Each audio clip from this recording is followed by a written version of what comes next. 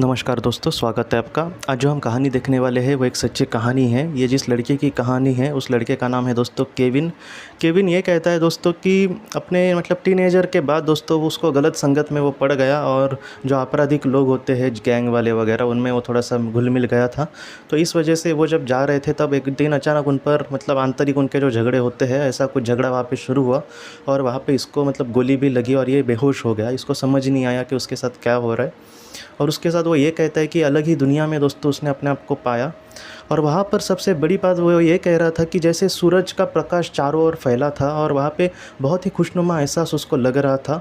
Kevin ये कहता है कि उसके पर्सनल जीवन में उसको किसी का भी बहुत ही अच्छा प्यार नहीं मिला, लेकिन आज दोस्तों उसके सामने जो भी पल थे उसमें वो बहुत ही खुश लग रहा था और वो ये कह रहा था कि मैं ऐसे ही जगह पे हमेशा रहना चाहता हूँ। और वो बहुत खुश था। उसको ऐसा लग रहा था कि किसी बहुत ही बुरी जगह से अब वो बहुत ही सुंदर जगह पे आ गया है। अब उसको किसी भी चीज़ की ज़रूरत नहीं है, मैं यहाँ पर ही हमेशा रहूँगा। इतना वो खुश वहाँ पे दिख रहा था, अपने आप को उसको महसूस किया।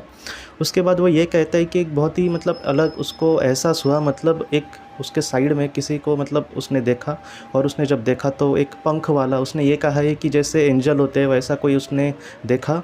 और उस इंसान ने दोस्तों केविन से ये कहा कि तुम्हें यहाँ पे ठीक लग रहा है, मैं जानता हूँ, लेकिन तुम्हें फिर से पृथ्वी पर जाना होगा।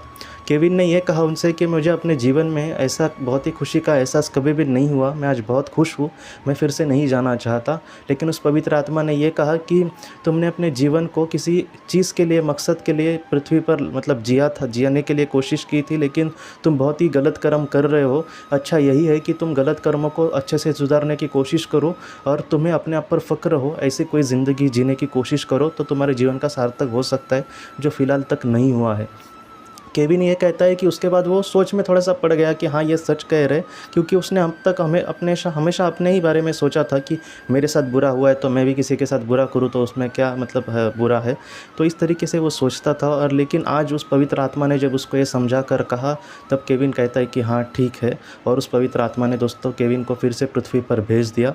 केविन अब बाद में ये कहने लगा कि अब वो जो बुरी राह है उसको छोड़कर एक अच्छा इंसान बनने की कोशिश करता है, एक बहुत ही अच्छी जॉब करता है। आज उसको तनख्वाह कम है लेकिन फिर भी वो कह रहा है कि मैं सुकून से जी रहा हूँ और जितना हो सके वो ज़रूरतमंद की मदद भी करता है।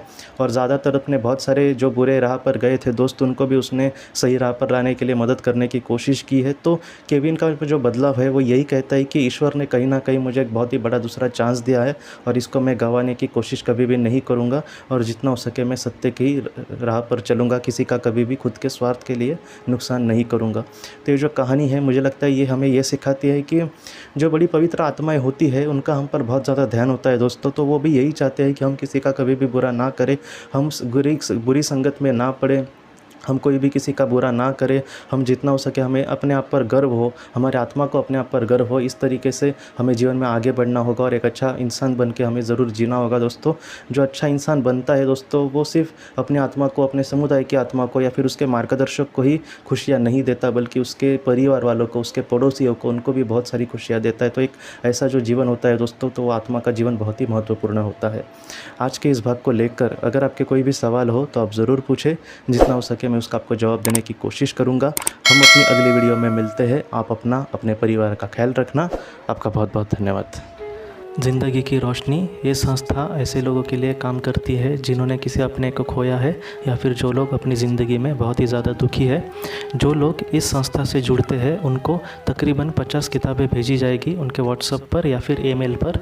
ये किताबें आत्मलोक या फिर मौत के बाद हमारे साथ क्या होता है इन सारी चीज़ों की आपको पूरी तरह से जानकारी देगी। और इसके साथ साथ आपको एक पास्ट लाइफ रिग्रेशन थेरेपी की ऑडियो भी भेजी जाएगी। इस ऑडियो की मदद से आप घर बैठे अपनी पास्ट लाइफ रिग्रेशन करने की कोशिश कर सकते हो। बहुत लोग पास्ट लाइफ रिग्रेशन थेरेपिस्ट के पास किसी कारण के वश नहीं जा सकते, तो ऐसे लोगों के लिए मदद के लिए ये ऑडियो तैयार की गई है। तो आप ज़रूर इस संस्था से जुड़े। इस संस्था से जुड़ने के लिए सामने जो व्हाट्सएप का नंबर दिया है आप कृपया उस पर संपर्क करें। आपका बहुत बहुत शुक्रिया।